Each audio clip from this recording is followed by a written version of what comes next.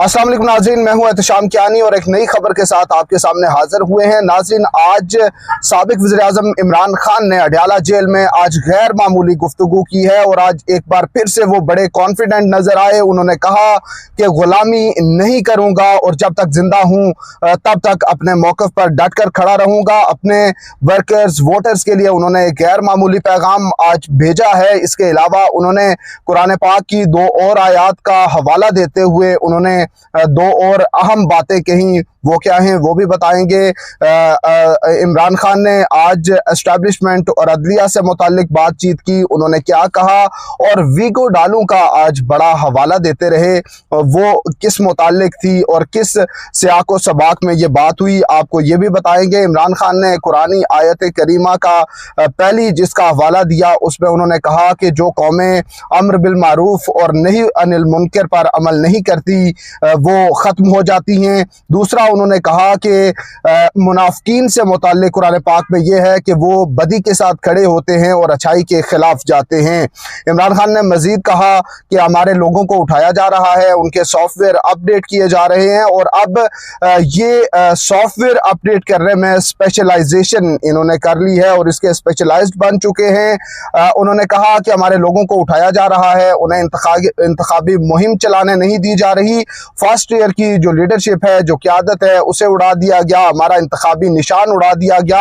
लेकिन इस तमाम तर के बावजूद भी अभी भी वही हथकंडे जारी हैं। उन्होंने कहा कि हमारे उम्मीदवारों को अब गंदे गंदे इंतखाबी निशानात दिए जा रहे हैं और इमरान खान ने सुप्रीम कोर्ट से एक बार फिर सुप्रीम कोर्ट को मुखातिब किया और उन्होंने कहा कि सुप्रीम कोर्ट ने बुनियादी इंसानी हुकूक का तहफ़्फ़ुज़ करना है।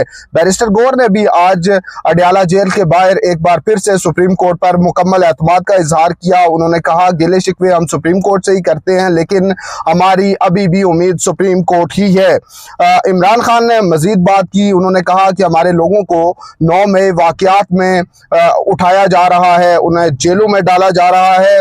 मरियम नवाज से मुताल्लिक उन्होंने कहा कि मरियम नवाज से कोई नहीं पूछता कि उसने उसके जो फ्लैट्स हैं वो कहाँ से आए। नवाज शरीफ, आसिफ अली जरदारी और मरियम नवाज ने जो तोशा खाना से गाड़ियाँ ली उनसे मुताल्लिक कोई पूछने वाला नहीं। मेरे ऊपर जो पानामा लीक से मुताल्लिक केस नहीं था, ना ही पानामा लीक्स में मेरा नाम आया, इसलिए मेरे खिलाफ तोशा खाना का केस बना दिया गया। उन्होंने मजीद कहा कि जो हमारे जो कैंडिडेट्स हैं जब वो इंतखाबी मुहिम चलाते हैं तो उन पर FIRs काट ली जाती हैं। उन्होंने कहा कि एजेंसियां सिर्फ और सिर्फ एक काम पर हैं कि वो तहरीक इंसाफ को ख़त्म करना चाहती हैं और इसी काम के पीछे वो लगे हुए हैं। इमरान खान ने कहा कि खारजा पॉलिसी पर किसी की तवज्जो नहीं है, अफ़गानिस्तान के साथ ताल्लुकात ख़राब कर लिए गए हैं और जो गुज़िश्ता हमारी हुकूमत जाने के बाद जो हुकूमत आई उसने अफगानिस्तान का कोई दौरा नहीं किया और दोनों ममालिक के ताल्लुकात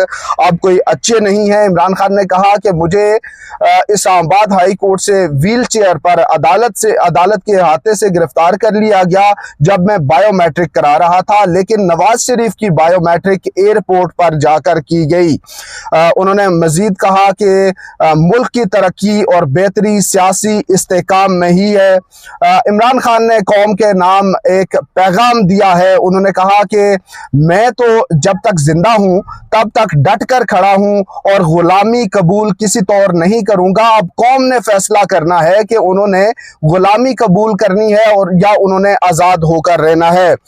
उन्होंने कहा कि PDM में शामिल जो जमातें नहीं हैं उनके साथ किसी किस्म का कोई इत्तेहाद नहीं है। ये जमातें जो है ये NRO लेने के लिए इन्होंने PDM बनाई थी और इनके साथ हमारा कोई इत्तेहाद नहीं होगा।